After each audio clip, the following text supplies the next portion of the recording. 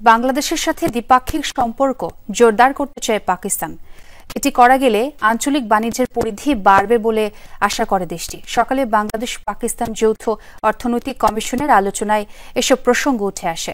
প্রায় ২০ বছর এই সভার আয়োজন হলো বাংলাদেশে।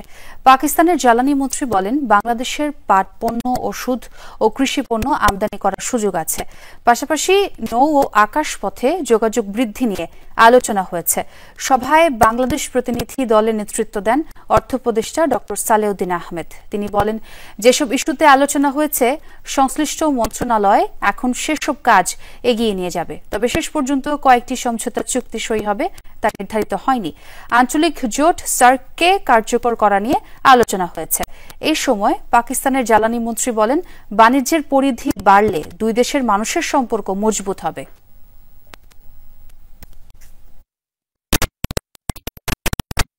বিমান যোগাযোগ, শিপিং, সব হয়েছে, আপনারা দেখতে পাবেন।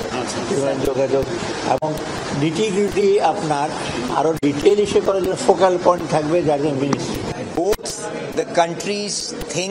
দুই দেশই এক বিষয়ে একমত যে এতদিনের সম্পর্কের পরও বাংলাদেশ ও পাকিস্তানের বাণিজ্যের পরিধি $1 বিলিয়ন ছাড়িয়ে যায়নি।